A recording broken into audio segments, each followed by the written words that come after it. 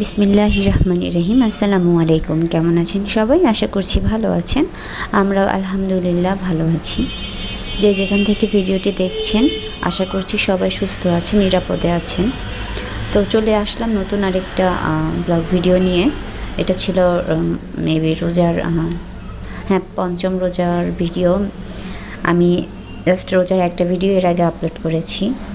তো এটা হচ্ছে সকালবেলা বাচ্চাদেরকে নাস্তা খাওয়ানোটা খুব ঝামেলার হয়ে যায়, যেহেতু আমরা বড়রা রোজা থাকি। বাচ্চাদের ছোটোখাটো অল্প একটু নাস্তা তৈরি করে দিলেই হয়। তো এই জন্য বলেছিলাম যে একটু কেক নিয়ে আসতে, কখনো কেক, কখনো পাউরুটি বা কখনো অল্প একটু রুটি বানিয়ে দিতাম, বা ভাতটা খেতে চায় না বাচ্চাটা, আমার ছোটো বাচ্চাটা, তাই আর কি এই ধরনের নাস্তা আমার ঘরে রাখতে হয়। তো ওদেরকে একটু কেক দিয়েছিলাম, একটু কলা দিয়েছিলাম, আর এমনিতে তো ওই দুপুরে ভাত খাইয়ে দিব। তো একটু খেয়ে সকালে নাস্তা চালিয়ে দিয়েছিল। তো রাত্রেবেলা বাজারে নিয়ে এসেছে, ওগুলো গুছানো হয়নি। বড় এনেছিল, মুড়ি এনেছিল, কলা এনেছিল, আর টুকটাক অনেক কিছুই এনেছে। আসলে রোজার মাসে কিন্তু আমাদের আলহামদুলিল্লাহ খাওয়া দাওয়াটা খুব ভালোই হয়, বিশেষ করে ফল এগুলো থাকেই সব সময়।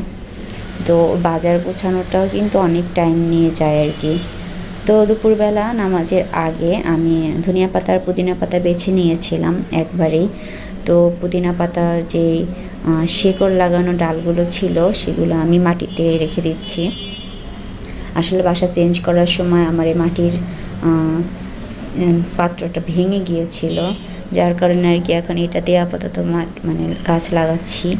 আর বিশেষ করে পুদিনা পাতাগুলি একটু ছড়ানো টাইপের পাত্রে লাগালেই ভালো হয়। তো এই জন্যই আর কি এটাতেই লাগিয়ে দিচ্ছিলাম। আসলে এখন পর্যন্ত সেরকম করে গুছগাছ করে উঠিনি, মাটি টাটি এগুলো কোনো রকম অল্প একটু বের করে এটাকে আর কি একটু ভেঙে ঝুরঝুরো করে নিয়েছি। তারপরে অল্প একটু পাত্রে অল্প একটু মাটি নিয়ে তুলসীর বীজ লাগিয়ে দিয়েছি, আর হচ্ছে এখন আমি পুদিনাগুলো লাগিয়ে দিব। তো পানি দিয়ে দিলাম, দেখি আলহামদুলিল্লাহ আমার পুদিনা গাছটা সবসময় হয়। তো এইবার কি হয় দেখি। তারপরে চলে এসেছি আর কি বিকালে, বাচ্চাদেরকে খাইয়ে দাইয়ে তারপরে নামাজ পড়ে চলে এসেছি। একটু তাড়াহুড়ো হয়ে যায় এই টাইমটাতে, তাই অনেক সময় ভালো করে আমি ভিডিও নিতেও পারি না। আমি একটু চিকেন ভেজে নিচ্ছিলাম আমাদের দুজনের জন্য, জাস্ট। আমার ছোটো বাবুটা এগুলো খায় না, কেন জানি খায় না, জানি না।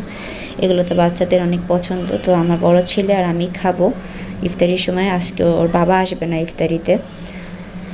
তো এই তো এদিকে আলুর চপ করে নিচ্ছিলাম, আর হচ্ছে দেখতে পাচ্ছেন কোনো রকম তাড়াহুড়ো করে ভাজতেছি। এত ধীরে সুস্থে পড়ার মতো সময় থাকে না। বলেছিলাম যে আমার বাচ্চার পরীক্ষাও চলতেছে, তো ওর পরীক্ষার পড়াশোনার দায়িত্বও আছে একটা, যেহেতু আমার ছেলেটা মাশাআল্লাহ 1-এ উঠেছে। এইবারের সিস্টেম পড়াশোনা সব কিছু একটু অন্যরকম, ওকে বোঝাতে হয়, ভালো করে পড়াতে হয়। আর এই তো আমার জন্য ফল কেটে নিয়েছি, আর আমার ছোটো বাচ্চাটাকে যে কোনো কিছু একটু জুস করে দিতে হয়। তো কলা, 2টা খেজুর ভিজিয়ে নরম করে রেখেছিলাম, তো কলার সাথে দুধের সাথে দিয়ে আমি ব্লেন্ড করে দিব। আসলে চেষ্টা করি হেলদি খাবার খাওয়ানোর জন্য, মানে আমার একা দ্বারা যতটুকু সম্ভব, কষ্ট হলেও চেষ্টা করি। কিন্তু ওদের স্বাস্থ্যটা কেন জানি হচ্ছে না। আর স্বাস্থ্য হবেই বা কীভাবে, অসুখ বিসুখ লেগেই থাকে কেন জানি। দোয়া করবেন সবাই, আসলে দোয়া ছাড়া তো আর কিছু করার নেই। আল্লাহর রহমত হলে বাচ্চারা সুস্থ হবেই। আর অসুস্থতাও এক ধরনের আল্লাহর রহমত আমি মনে করি। আল্লাহ যাকে ভালোবাসেন তাকে হয়তো একটু বেশি অসুস্থ করেন। এই তো ইফতারি খেয়ে একটু রেস্ট নিয়ে তারপর চা বানাতে চলে এসেছি, আর রান্নাবান্নাও করতে হবে।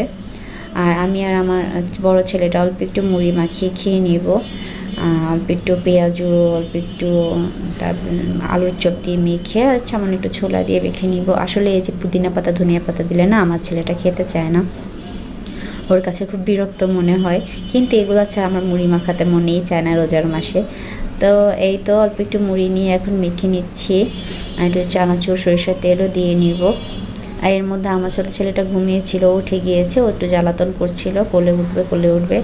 আর আজকে রান্নায় চলে এসেছে, আমি হচ্ছে যে মাছ ভেজে নিয়েছিলাম, দেখতে পেয়েছিলেন। আমাদের কচি একটা মিষ্টি কুমড়া এনেছিল, ওইটাই একটু ভেজে তারপরে অল্প একটু আলু দিয়ে একটু মাখা মাখা করে রান্না করব। এটা হচ্ছে এই রাতে খাওয়ার জন্য, আর বাচ্চারাও খাবে। আর সেহরিতে খাওয়ার জন্য বেশিরভাগই চেষ্টা করি একটু ভুনা টাইপের খাবার, যেমন মুরগি অথবা মাছ, ডিম ভুনা, এগুলো রাখার জন্য। আর আসলে না সেহরির টাইমে যতই ভালো রান্না করি না কেন খেতে তেমন একটা মন চায় না। তো এই যে মুরগি ভেজে নিয়েছিলাম, এটা আলুটাও ভেজে নিচ্ছি, রান্না করব। আর মুরগি গরুটা রান্না হলে না আমি 2-3 দিনের জন্য একটু মানে শান্তিতে থাকি। এইটা আর কি অল্প অল্প করে একটু খেলে পছন্দ করে বাচ্চারা সহ, বড় জনেও, মানে আমার হাজবেন্ডও। আর অন্য কিছু সে একদিন এটা পরের দিন খাবে না, যেমন মাছ ভাজি এগুলো থাকলে খেতে চায় না। একটু মুরগি আর গরুটা যদি রান্না করি সেটা আবার 2-3 দিন সে খাবে, তো সাথে একটু ভর্তা বা ভাজি করে দিলেই চলে। তো এই ভেজে রাখা মুরগিগুলো কষিয়ে নেওয়া মশলার মধ্যে দিয়ে দিলাম। রান্নাটা আমার হয়ে গিয়েছে। আমি এখানে এখন একটু ভাজা জিরার গুঁড়ো দিয়ে দিব, আর কয়েকটা কাঁচামরিচ দিয়ে দেবো। আমি এমনিতে রোজার মাসে খুব ঝাল কম দিই, তো কাঁচামরিচটা আস্তই দিচ্ছি জাস্ট ফ্লেভারের জন্য, ঝাল যেন না উঠে। আর হচ্ছে জিরার গুঁড়ো দিয়ে দিচ্ছি। এই তো আমার রান্নাটা কমপ্লিট। আর আগের দিনে একটু বাঁধাকপি ভাজি ছিল আমার। আর এই যে দেখতে পাচ্ছেন টমেটো, এটাকে আমি আর কি একটু সিদ্ধ করে নিয়ে তারপরে ডিপে ফ্রোজেন করে রেখে দিব। এই তো সিজন এসেছে, আমি এখন এভাবেই রাখবো, গলাবো না, আস্তে আস্তেই রাখবো যাতে ভুনাতেও দিতে পারি। আর ডাল রান্না করলে দিলে তো ঘুটে নিলেই গলে যায়। তো এভাবেই ফ্রোজেন করে আমি আস্তটা কাঁচাটা ফ্রোজেন করে দেখেছি, সেটা না কেমন রাবার রাবার হয়ে যায়। তো ছোটো বাচ্চারা দেখেন আমার সাথে খেলা করতেছে। দোয়া করবেন সবাই আমাদের জন্য। আল্লাহ হাফেজ।